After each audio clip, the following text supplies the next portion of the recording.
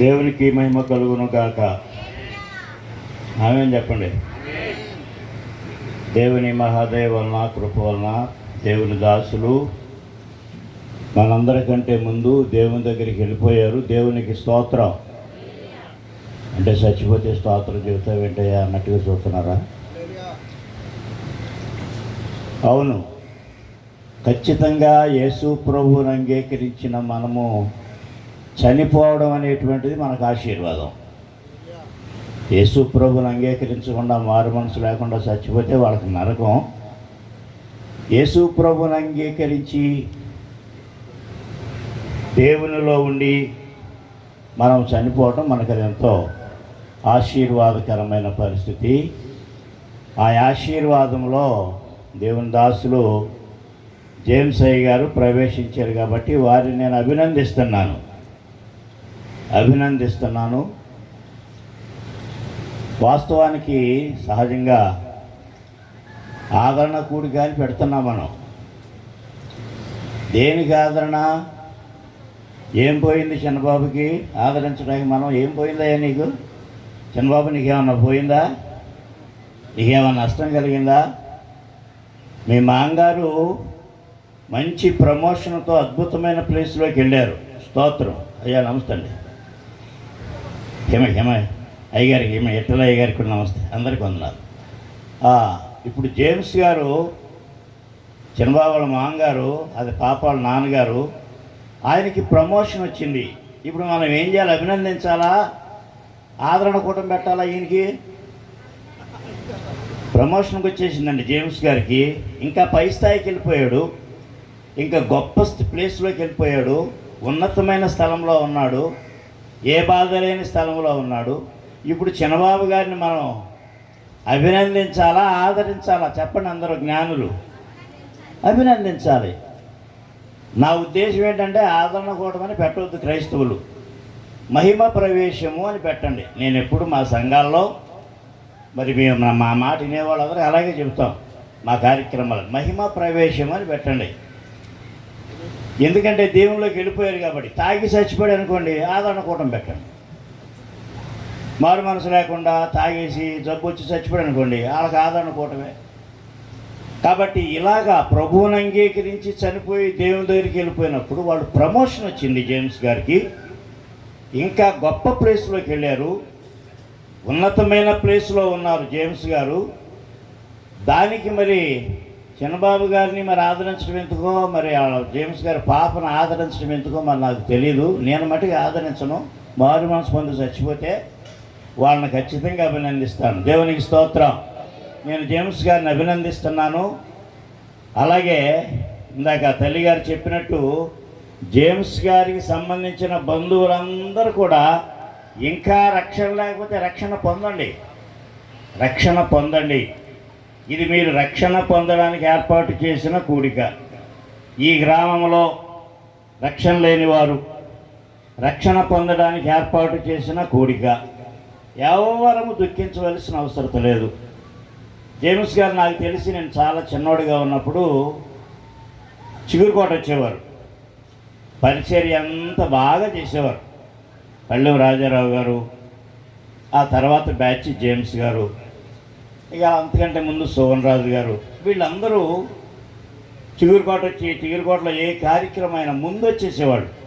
ఒకరోజు ముందు వచ్చేసి ఆ గ్రౌండ్లో ఏం కావాలో ఏంటో అవన్నీ కూడా జాగ్రత్తగా చూసి మా నాన్నగారి సేవలో సహకరించిన వారిలో జేమ్స్ గారు ఒకరు. దేవునికి స్తోత్రం.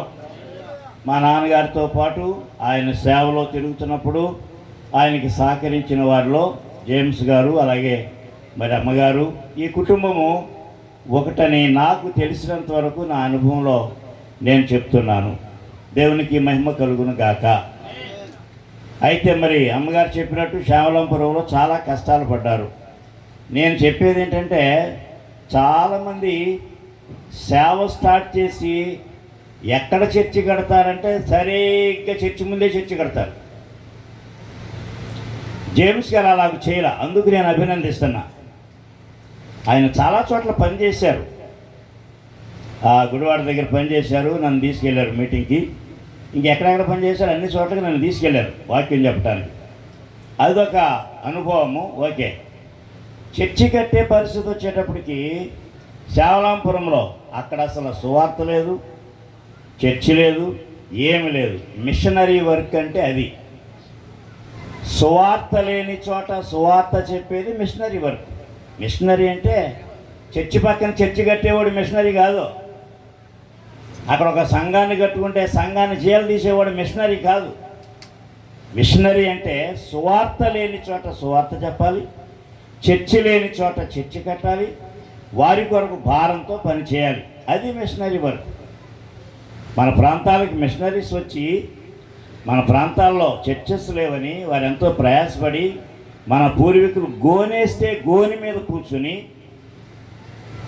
వారు అలాగే ఉండి మనకి కావలసిన ఇక్కడ స్కూల్ పెట్టారు, మంచి స్కూలు.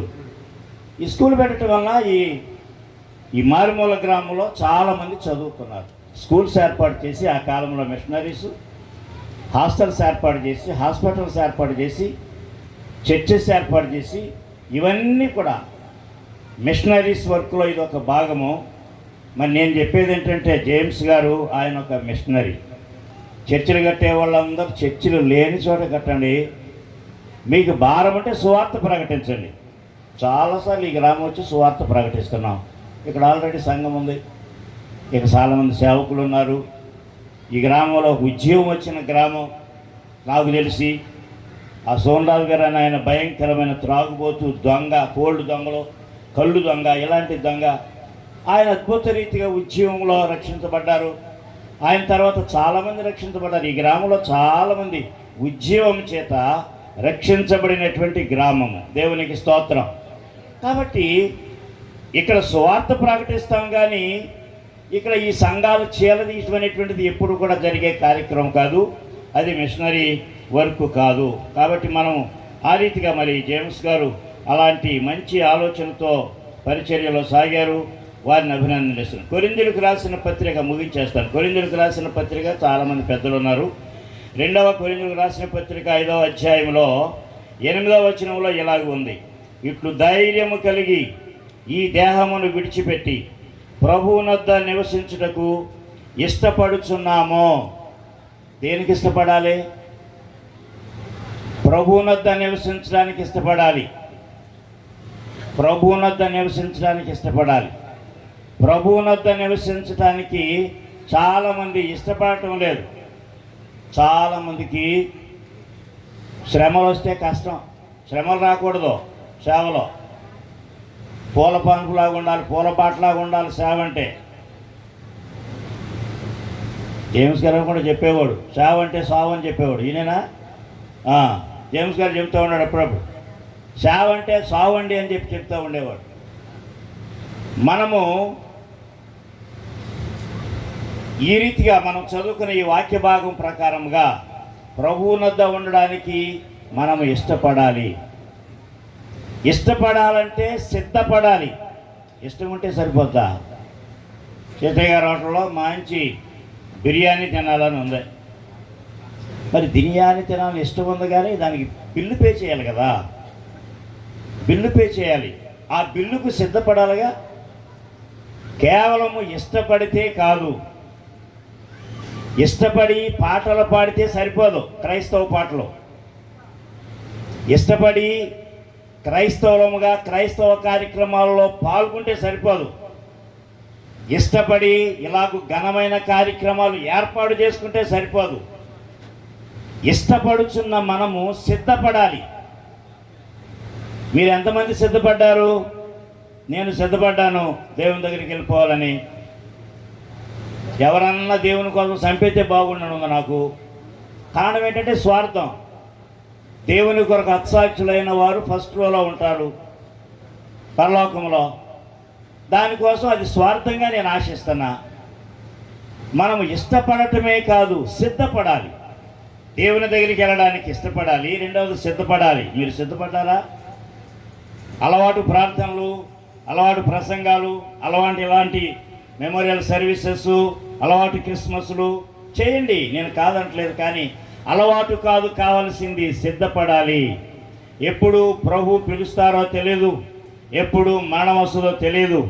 ఇక్కడ ఉన్నటువంటి మీలో ఎంతమంది ప్రభు ఒకవేళ పిలిస్తే రెడీ నీ దగ్గరికి రావడానికి? ఇంకేదైనా అడ్డం ఉందా? సినిమాలు, టీవీలు, అపవిత్ర జీవితము, త్రాగుడు ఏమైనా అడ్డం ఉందా? అవేమైనా ఉంటే ఈ జేమ్స్ గారు అవన్నీ వదిలించుకున్నాడు. దేవునికి స్తోత్రం. త్రాగు విడిచిపెట్టేశాడు, ఈ సిగరెట్లు విడిచిపెట్టేశాడు, మోసపూరితమైన బ్రతుకు విడిచిపెట్టేశాడు, అన్నీ విడిచిపెట్టి సిద్ధపడ్డాడు. దేవునికి స్తోత్రం. మనకంటే ముందు దేవుని దగ్గరికి వెళ్ళిపోయాడు. మనం తర్వాత లైన్లో ఉన్నామా? వెళ్ళిపోవడానికి సిద్ధంగా ఉన్నామా? పరలోకాన్ని గురించి ఇష్టపడి చాలా సంతోషిస్తారు కొంతమంది. దాని కొరకు సిద్ధపాటు ఉందా? దాని కొరకు సిద్ధపాటు ఉందా? అది కావాలి. ఇంకా ఎవరైనా సిద్ధపడకపోతే, ఇష్టమే పరలోకం అంటే అందరికీ ఒట్టి ఇష్టము సరిపోదు. దయచేసి సిద్ధపడమని మీకు మనవి చేస్తున్నాను. అలాగూ సిద్ధపడి అనేక మందిని అయ్యగారికి ప్రత్యేక వందనాలు తెలియజేస్తాను.